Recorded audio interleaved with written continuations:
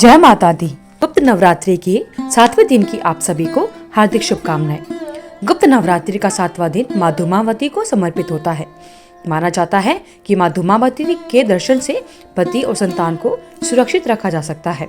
साथ ही माँ अपने भक्तों के सभी कष्टों को दूर कर देती हैं। माता धूमावती की पूजा ही नहीं की जाती बल्कि दूर से ही माँ के दर्शन करती हैं। गुप्त नवरात्रि की सप्तमी तिथि को धूमावती देवी के सामूहिक जप अनुष्ठान और स्रोत का पाठ किया जाता है। माँ धूमावती 10 महाविद्याओं में 7वीं विद्या है।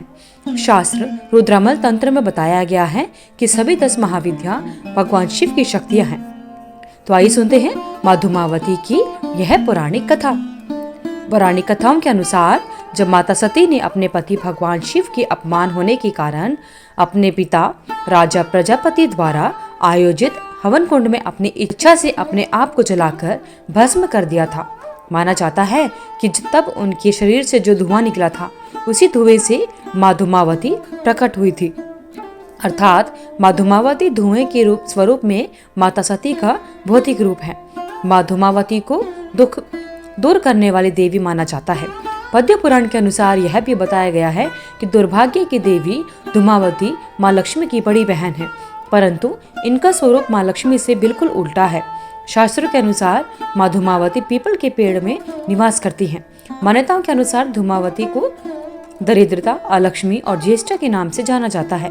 पौराणिक मान्यताओं के अनुसार पाप, आलस्य, गरीबी, दुख और कुरूपता पर माँ धूमावती का आधिपत्य रहता है। माँ धूमावती की गुप्त नवरात्रि में पूजा करना अत्यंत लाभकारी माना जाता है। यह भी तंत्र साधना में विश्वास रखने वालों के लिए बहुत महत्वपूर्ण शक्ति मानी गई है। माँ धूमावती की पूजा करने से पहले स्नान करके काले रंग के वस्त्र धारण करने चाहिए।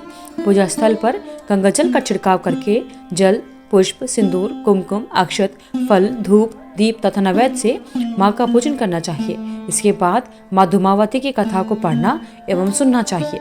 पूजा के बाद अपनी सभी मनोकामनाओं को पूर्ण करने के लिए माँ से प्रार्थना अवश्य करनी चाहिए। इस नवरात्रि में गुप्त विद्याओं की सिद्धि हेतु साधना की जाती है। गुप्त नवरात्रि में तंत्र साधनाओं का विशेष महत्व होता है और तंत्र साधना को गुप्त रूप से ही किया जाता है, इसलिए इसे गुप्त नवरात्रि कहते हैं। इसमें विशेष कामनाओं की सिद्धि की जाती है। साधकों को इसका ज्ञान होने के कारण या इसके छिपे हुए होने के कारण इसको गुप्त नवरात्रि कहते हैं। वसंत और शारदीय नवरात्रि गृहस्थों और सामान्य जनों के लिए है, परंतु गुप्त नवरात्रि संतों और साधकों के लिए है। यह साधना की नवरात्रि है, उत्सव की नहीं। इसलिए इसमें खास तरह की पूजा और साधना का विशेष महत्व होता है। यह नवरात्रि विशेष कामना हेतु तंत्र मंत्र की सिद्धि के लिए होती है। गुप्त नवरात्रि में विशेष पूजा से कई प्रकार के दुखों से मुक्ति पाई जा सकती है। अघोर तांत्रिक लोग गुप्त नवरात्रि में महाविद्याओं को सिद्ध करने के लिए उपासना करते हैं। यह नवरात्रि मोक्ष की कामना से भी की जाती है। गुप्त नवरात्रि में माघ और आषाढ़ माह में आती है और इस दौरान 10 महाविद्याओं की पूजा की जाती है। इसमें माता की गुप्त रूप से पूजा की जाती है, इसलिए इसे गुप्त नवरात्रि कहते हैं। तो आइए जानते हैं माघ माह में आने वाली गुप्त नवरात्रि का घट स्थापना का शुभ मुहूर्त क्या है।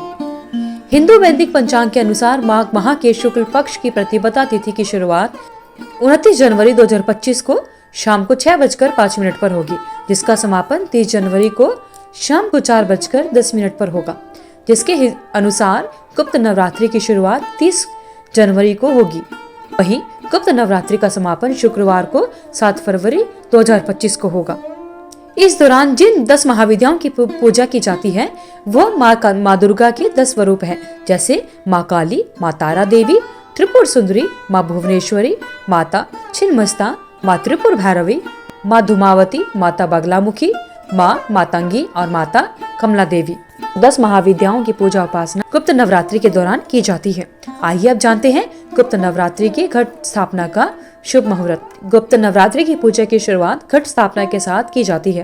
पंचांग के अनुसार गुप्त नवरात्रि के पहले दिन घट स्थापना का शुभ मुहूर्त 30 जनवरी को सुबह 9:25 से लेकर 10:46 तक रहेगा। ऐसे में भक्तों को घट स्थापना के लिए कुल 1 घंटा 21 मिनट का समय मिलेगा। इसके अलावा घट स्थापना का अभिजीत मुहूर्त दोपहर 12:13 से लेकर 12:56 तक रहेगा। आइए अब जानते हैं गुप्त नवरात्रि का महत्व क्या होता है। गुप्त नवरात्रि में माँ दुर्गा की 10 महाविद्याओं प्रकट हुई थी। गुप्त नवरात्रि के दौरान देवी शक्ति के 32 अलग अलग नामों का जाप, दुर्गा सप्तशती, देवी महात्म्य और देवी श्रीमद देवी भागवत जैसे धार्मिक ग्रंथों का पाठ करने से सभी परेशानियां दूर होती है और जीवन में सुख शांति आती है। मान्यता है कि गुप्त नवरात्रि में की गई साधना जन्म कुंडली के समस्त दोषों को दूर करने वाली और धर्म, अर्थ, काम व मोक्ष देने वाली होती है। प्रकट नवरात्रि की तरह गुप्त नवरात्रि में रोज देवी के अलग अलग रूपों की पूजा की जाती है। 30 जनवरी को यानी प्रतिपदा के दिन देवी शैलपुत्री की पूजा की जाएगी। 31 जनवरी को यानी दूसरे दिन देवी ब्रह्मचारिणी की पूजा की जाएगी। तीसरे दिन यानी 1 फरवरी को माँ चंद्रघंटा की पूजा की जाएगी। चौथे दिन यानी 2 फरवरी को माँ देवी कुष्मांडा की पूजा की जाएगी। उसके बाद 3 फरवरी को देवी स्कंद माता और कात्यायनी की पूजा की जाएगी। फिर 4 फरवरी को मंगलवार को देवी कालरात्रि की पूजा की जाएगी। 5 फरवरी को माँ देवी महागौरी की पूजा की जाएगी। 6 फरवरी को यानी गुरुवार को देवी सिद्धदात्री की पूजा की जाएगी। आइए अब जानते हैं गुप्त नवरात्रि के दौरान माँ दुर्गा के 10 महाविद्याओं की किस प्रकार पूजा आराधना की। सुबह जल्दी उठकर स्नान करना चाहिए और साफ कपड़े पहनने चाहिए। इस दिन घर और पूजा स्थल को अच्छी तरह साफ सुथरा करना चाहिए। पूजा स्थल पर वेदी स्थापित करनी चाहिए।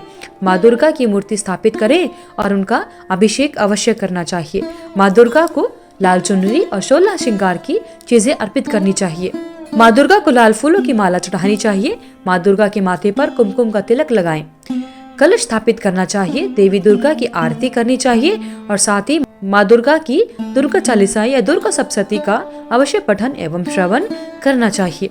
माँ दुर्गा के मंत्रों का अवश्य जाप करना चाहिए। अंत में घर के सभी सदस्य को प्रसाद अवश्य बांटना चाहिए। धन्यवाद। माता दुर्गा की आप सभी पर कृपा बनी रहे।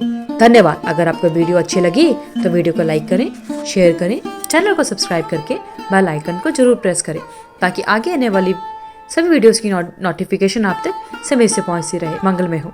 कमेंट बॉक्स में जय माँ दुर्गा लिखना ना भूलें।